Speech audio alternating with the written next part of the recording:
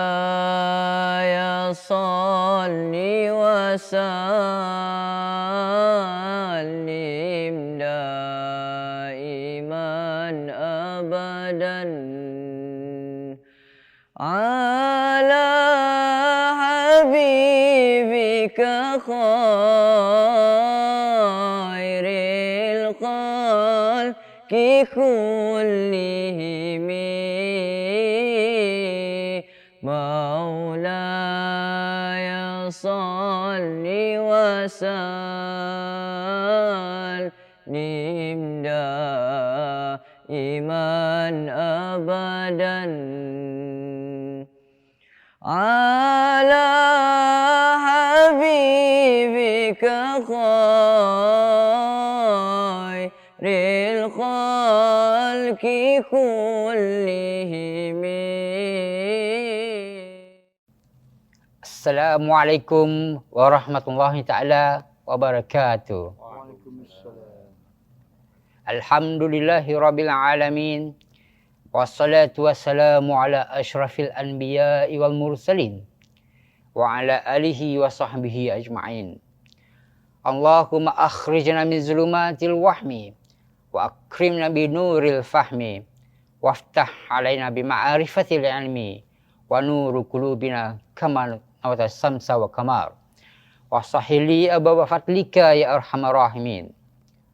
Rabbi israhli sadri wa yassirli amri.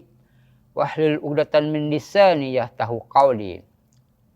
Alhamdulillah, kita panjatkan setinggi-tinggi kesyukuran kepada Allah Subhanahu wa taala atas limpah rahmatnya. Dapatlah kita bersua kembali di dalam rancangan Madrasah Ramadan yang diterbitkan oleh Jabatan Kemajuan Masyarakat Kemas Negeri Sarawak.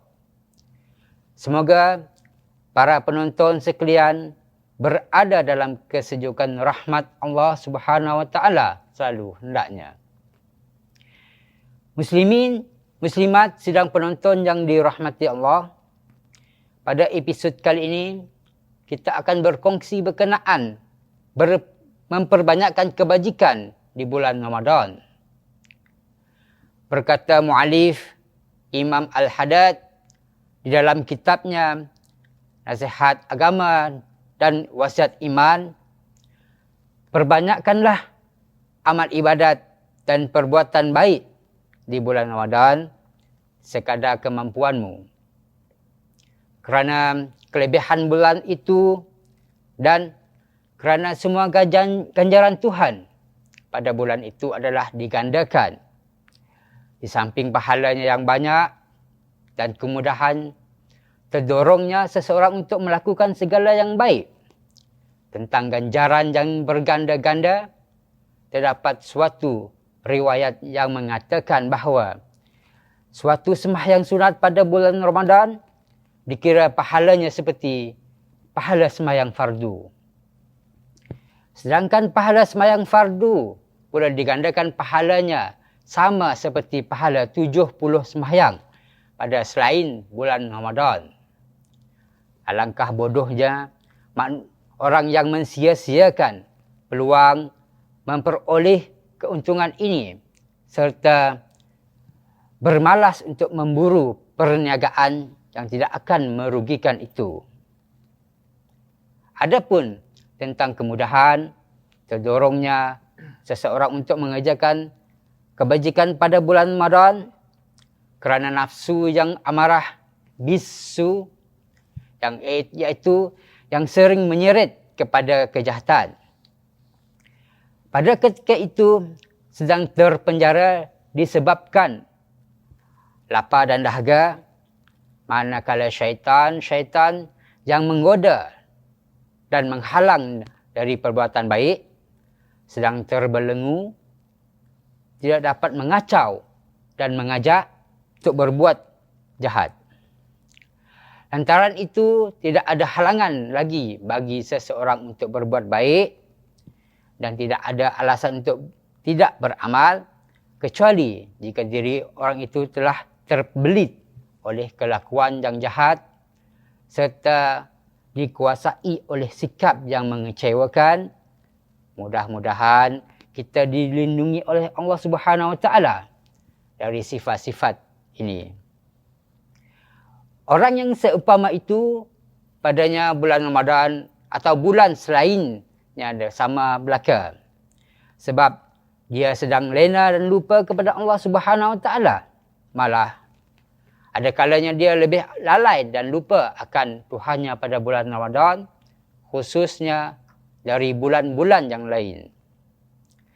Sebagaimana seorang mukmin itu harus memperbanyakkan ibadat pada bulan Ramadan dan berlumba-lumba untuk mengerjakannya, demikian pula hendaklah dia mengamati dirinya itu dari melakukan dosa dan maksiat.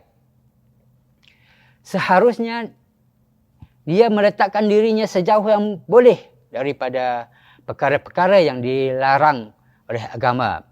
Sebab maksiat dalam masa-masa yang dimuliakan oleh Allah itu adalah dosa yang amat besar dan berganda-ganda. Samalah seperti bergandanya pahala terhadap amal ibadat dan kebajikan pada masa-masa yang mulia itu. Sebaik-baik amal dalam bulan Ramadan ialah memperbanyakkan sedekah dan bantuan kepada fakir miskin, anak-anak yatim dan perempuan-perempuan janda. Ada sebuah riwayat yang mengatakan bahawa Nabi Muhammad SAW lebih bermurah hati dan berbuat baik dan kebajikan daripada angin keras yang berlalu. Dan baginda lebih murah hati lagi, terutamanya dalam bulan Ramadan.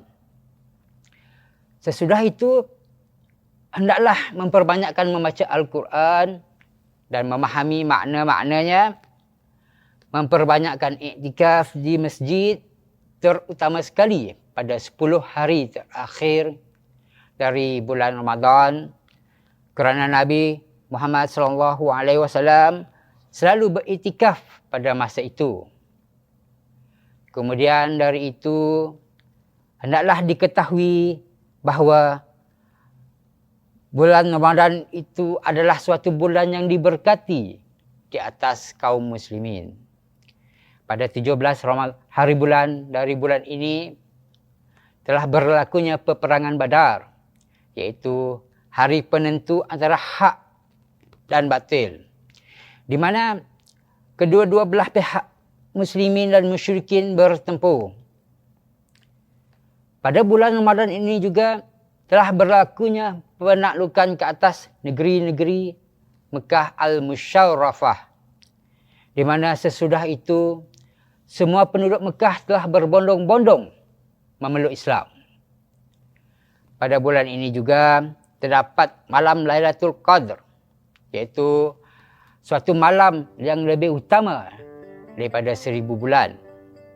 Sesiapa yang menemui malam itu seraya beramal taat kepada Allah Subhanahu Wa Taala sebanyak 12 tahun, umpamanya adalah seperti ia membuat amal ibadat sepanjang 1000 tahun.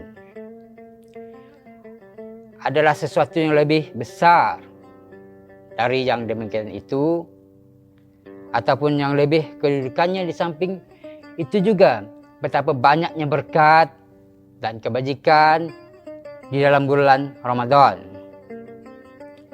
Alangkah bertuahnya orang-orang yang kenal darjatnya, iaitu ia menghabiskan masa dan saatnya di dalam bertaat serta memburu malam dan siangnya untuk mengerjakan sesuatu yang diredai oleh Allah Subhanahu Wa Taala. Itulah kelebihan Allah Subhanahu Wa Taala yang dikurniakan kepada sesiapa yang ia kehendaki. Sedangkan Allah pula mempunyai kelebihan yang utama.